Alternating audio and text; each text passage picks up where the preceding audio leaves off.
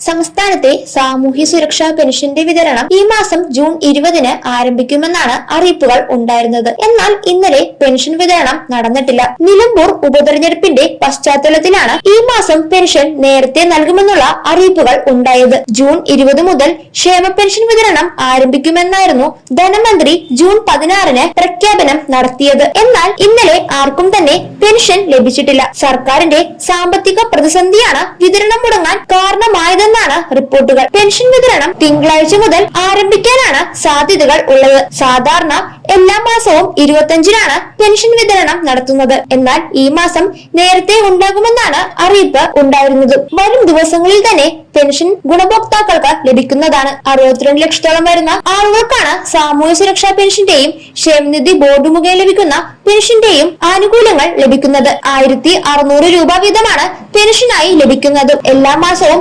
കൃത്യസമയത്ത് പെൻഷൻ തുക നൽകുക എന്നത് വളരെ പ്രധാനപ്പെട്ട ഒരു കാര്യം തന്നെയാണ്. ഇനി സർക്കാർ 2 മാസത്തെ കുടിശ്ശിക കൂടിയാണ് ഗുണഭോക്താക്കൾക്ക് നൽകാനുള്ളത്. ജൂൺ മാസത്തിൽ 1600 രൂപയുടെ വിതരണം ഉണ്ടാകാനാണ് സാധ്യതകൾ ഏറെയും. ഗുണഭോക്താക്കളുടെ ബാങ്ക് അക്കൗണ്ടുകളിലേക്കും ചില ആളുകളുടെ സഹകരണ ബാങ്ക് വഴി വീടുകളിലേക്കുമാണ് പെൻഷൻ തുക എത്തുന്നത്. കൂടാതെ പെൻഷൻ ലഭിക്കുന്നതിനായി മസ്റ്ററിംഗ് ചെയ്യണമെന്നുള്ള അറിയിപ്പുകൾ ഉണ്ട്. ജൂൺ 25 മുതൽ ആഗസ്റ്റ് 24 വരെയാണ് മസ്റ്ററിംഗ് ചെയ്യാൻ സാധിക്കുക. അക്ഷയ കേന്ദ്രങ്ങൾ വഴി മാത്രമാണ് മസ്റ്ററിംഗ് ചെയ്യുന്നത്. ഗുണഭോക്താക്കൾ നേരിട്ട് അക്ഷയ കേന്ദ്രങ്ങളിൽ എത്തിയാണ് മസ്റ്ററിംഗ് പൂർത്തീകരിക്കേണ്ടത്. ബയോമെട്രിക്സ് അടിസ്ഥാനത്തിലായിരിക്കും മസ്റ്ററിംഗ് നടക്കുക. 1600 രൂപ വീതം പെൻഷൻ ലഭിക്കുന്ന എല്ലാവരും തന്നെ മസ്റ്ററിംഗ് കൃത്യമായി തന്നെ പൂർത്തീകരിക്കേണ്ടതാണ്. ജൂൺ, ജൂലൈ, ആഗസ്റ്റ് മാസങ്ങളിലെ പെൻഷൻ തുക മുടങ്ങാതെ തന്നെ ലഭിക്കുന്നതായിരിക്കും. തുടർന്നുള്ള ആനുകൂല്യങ്ങൾ കൃത്യമായി ലഭിക്കണമെങ്കിലാണ് മസ്റ്ററിംഗ് ചെയ്യണമെന്നുള്ള അറിയിപ്പുകൾ ഉള്ളത്. മസ്റ്ററിംഗുമായി ബന്ധപ്പെട്ട്